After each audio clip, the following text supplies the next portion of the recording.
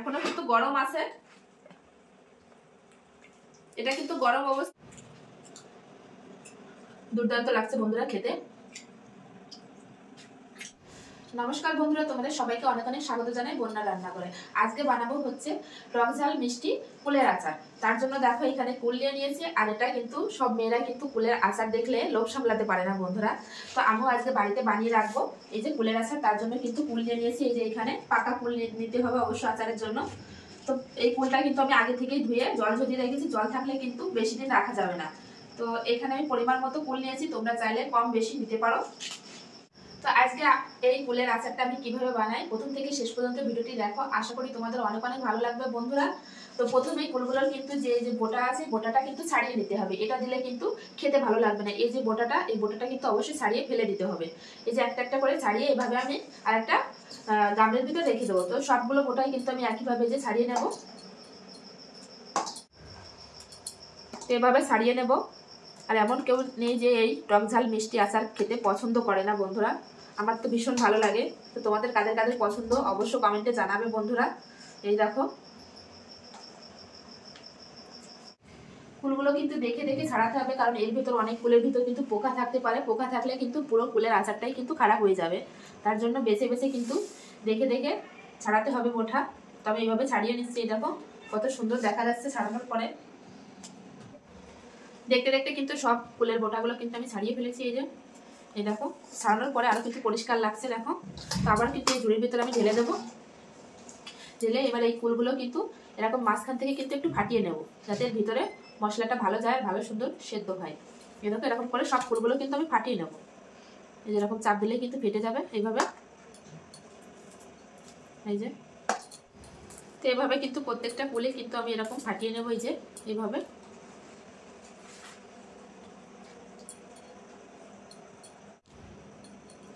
তো সব কুলগুলো কিন্তু আমি এভাবে ফাটিয়ে নিয়েছি। এই যে সব কুলগুলো কিন্তু আমি ফাটিয়ে নিয়েছি, এবার আচারটা বানিয়ে নেব। তো গ্যাসটা ধরিয়ে কিন্তু কড়াইয়ে বসিয়ে দিলাম। প্রথমে কিন্তু শুকনো খোলায় কিন্তু আমি শুকনো লঙ্কা একটু টেলে নেব। শুকনো লঙ্কা হালকা টেলে নিয়েছি, এর ভিতর দিয়ে দেব কিছু জিরে সামান্য পরিমাণ, আর দিয়ে দেবো হচ্ছে 5 ফোড়ন। তো যেমন ফুল নেবে যে পরিমাণে, সেই পরিমাণটাই কিন্তু অনুযায়ী দেবে। একটু ভেজে নেবে, এটা কিন্তু তেল দিয়ে ভাজলে হবে না, এরকম শুকনো খোলায় কিন্তু ভেজে নিতে হবে। মশলাগুলো কিন্তু খুব সুন্দর করে ভেজে নিয়েছি, আর সুন্দর একটা স্মেল আসছে। তো এখন আমি ঢেলে নেব। ঢেলে কিন্তু এটা শিলনোড়ায় কিন্তু গুঁড়ো করে নেবে, একদম কিন্তু মিহি করব না, একটু দানা দানা ভাব থাকবে, তবেই কিন্তু আচারটা খেতে ভালো লাগবে। এবার দিয়ে দেবো কড়াইতে সরষের তেল। আচারটা বানানোর সময় অবশ্যই কিন্তু সরষের তেল দেবে, তবে কিন্তু খেতে ভালো লাগবে। তেল কিন্তু গরম হয়ে গেছে, এবার দিয়ে দেবো কয়েকটা তেজপাতা। তো এবার দিয়ে দেবো এই যে কুলগুলো ফাটিয়ে রেখেছিলাম আমি, সেই কুলগুলো কিন্তু তেলের উপর দিয়ে দেবো। এবার নেড়ে নেব।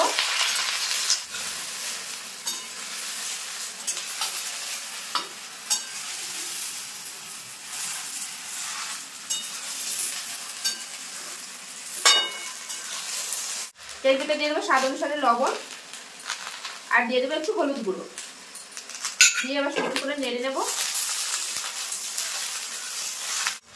লবণ হলুদ দিয়ে কিন্তু আমি খানিকক্ষণ নেড়ে নিয়েছি, বেশি নাড়বো না কিন্তু। এবার দিয়ে দেবো আমি এখানে পাটালি গুড়। আমি এখানে গুড় নিয়ে নিয়েছি পাটালি, এটা হচ্ছে খেজুরের গুড়। তোমরা চাইলে আখের গুড়, তাল গুড় দিয়ে করতে পারো, তবে চিনিতে করলে কিন্তু আচারটা খেতে ভালো লাগে না। অবশ্যই গুড় দেওয়ার চেষ্টা করবে। তো আমি গুড়টা দিয়ে দেবো এর ভিতরে। এখন আস্তে আস্তে নাড়বো, আর গুড়টা কিন্তু গলে যাবে। এভাবে নাড়তে নাড়তে কিন্তু এই যে গুড়টা কিন্তু গলা শুরু করে দিয়েছে, গলে যাবে কিন্তু নাড়তে নাড়তেই। গুড়টা কিন্তু পুরোপুরি গলে গেছে, গলে গিয়ে কিন্তু ফুটতে শুরু করে দিয়েছে, এই দেখো। তো এইভাবেই খানিকক্ষণ ফুটিয়ে নেব। এই দেখো এখন এই কালারটা দেখো কত সুন্দর দেখা যাচ্ছে। তো দেখো কত সুন্দরভাবে কিন্তু ফুটছে। এভাবে কিন্তু এই যে গুড় থেকে যে জলটা বেরিয়েছে, এইভাবে কিন্তু জলটা আমি কমিয়ে নেবো এরকম নেড়ে নেড়ে। আর অনবরত কিন্তু নাড়তে থাকতে হবে, না হলে কিন্তু নিচে লেগে যেতে পারে। আর দেখো কত সুন্দর, এখনই তো জিভে জল চলে আসছে বন্ধুরা দেখলেই। দেখো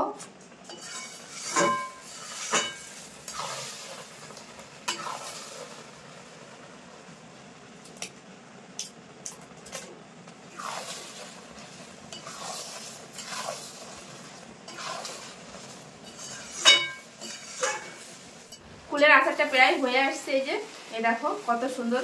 তো এখন যে আমি মশলাটা গুঁড়ো করে রেখেছিলাম, এই যে পাঁচফোড়ন যেটা আমি গুঁড়ো করে রেখেছিলাম, এটা কিন্তু একদম মিহি করে নিয়ে একটু দানা দানা আছে, তো এটা কিন্তু পুরোটাই দিয়ে দেবো। আর যে শুকনো লঙ্কাটা ভেজে রেখেছিলাম সেটা কিন্তু এরকম চিলি ফ্লেক্স করে নিয়েছি, এই যে, তো এটাও দিয়ে দেবো। দিয়ে এবার সুন্দর করে কিন্তু মিশিয়ে নেব, আচারের সঙ্গে খুব ভালোভাবে মিশিয়ে নেব।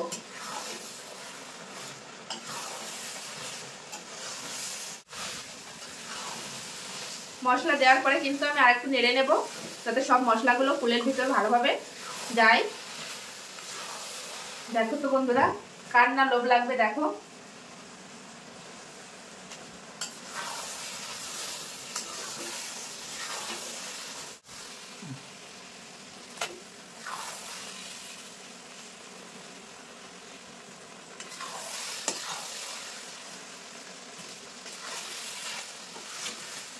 কুলের আচারটা কিন্তু একদম রেডি। তো এখন আমি গ্যাসটা বন্ধ করে দেবো। এই যে গ্যাসটা বন্ধ করে দিলাম, আর দেখো একটু ঠান্ডা করে নেবো। ঠান্ডা হলে কিন্তু কুলের আচার খেতে ভালো লাগে বন্ধুরা। তো আমি তো আর লোভ সামলাতে পারছি না, আমি অবশ্যই খেয়ে দেখাবো। এই দেখো, দেখেই তো লোভ লেগে যাচ্ছে বন্ধুরা। তো এখন কড়াই থেকে কিন্তু একটা প্লেটে নামিয়ে নেবো। এই দেখো, এখনো কিন্তু গরম আছে। এটা কিন্তু গরম অবস্থায় কিন্তু কোনো কৌটায় বা বয়ামে ভরা যাবে না, একটু ঠান্ডা করে তারপরে কিন্তু ভরতে হবে। এক প্লেট কিন্তু গরম গরম কুলের আচার রেডি। তো দেখেই তো জিভে জল চলে আসছে। তো এখন আমি খাবো। হ্যাঁ, দেখতে যা লাগছে না বন্ধুরা, গরম আছে, একটু ঠান্ডা হলে বেশি ভালো হয় খেতে। গরম আছে, দুর্দান্ত লাগছে বন্ধুরা খেতে।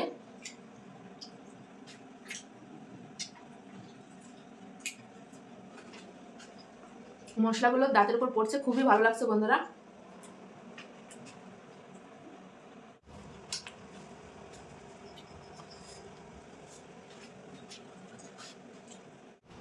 আমি তো খেয়ে যাচ্ছি বন্ধুরা।